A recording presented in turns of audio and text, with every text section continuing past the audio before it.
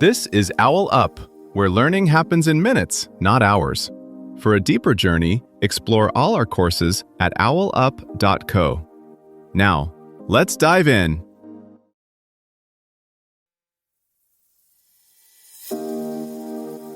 Chapter 3 of How Algorithms Decide Your Life: Recommendations, Feeds, and Scores.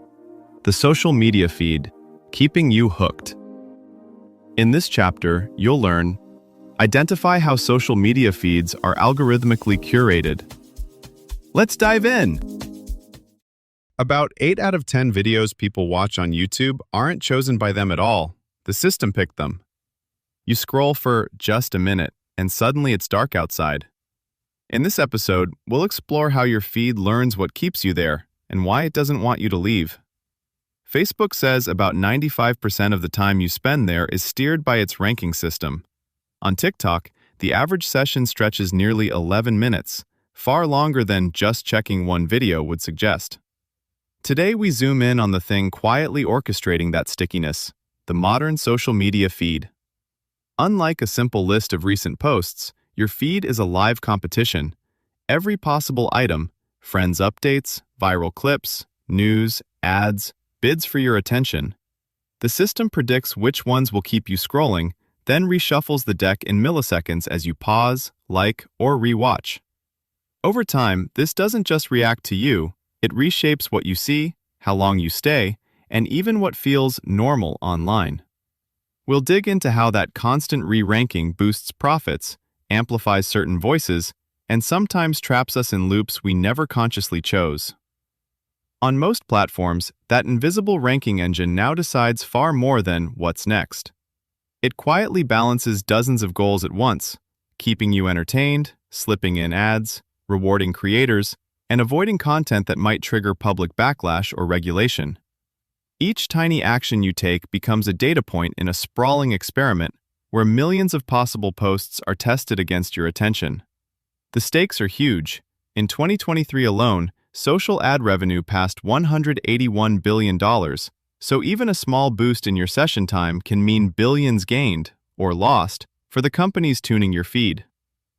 Open most social apps today, and what you see first is not what just happened, but what is most predicted to keep you here right now.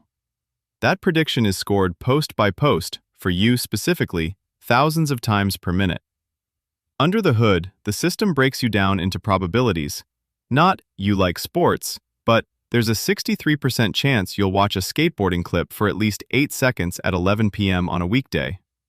It doesn't need your life story. Even sparse signals, what you hovered on, which comments you expanded, how fast you scrolled, are enough to place you into clusters of people who behave similarly.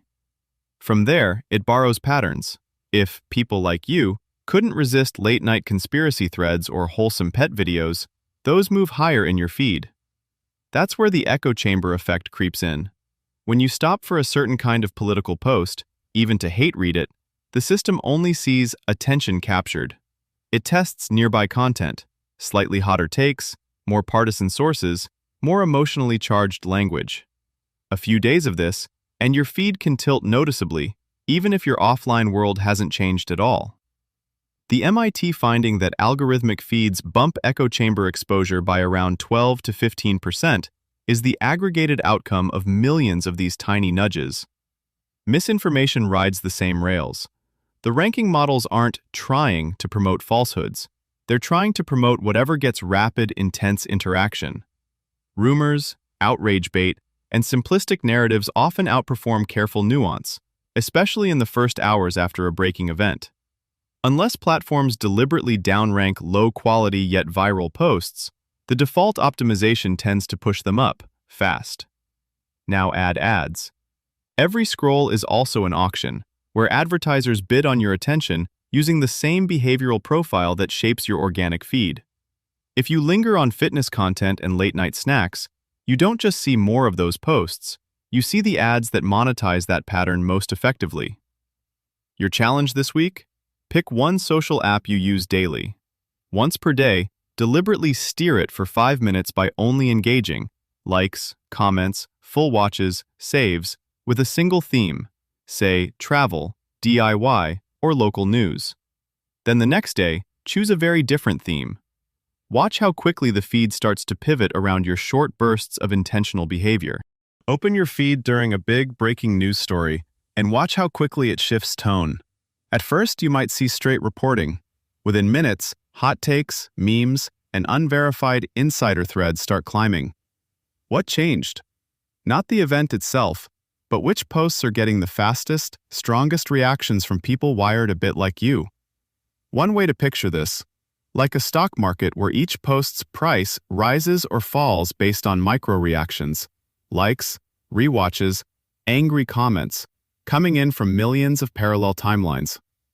Volatile stocks, posts that spike reactions, get bought up by the system and shown more.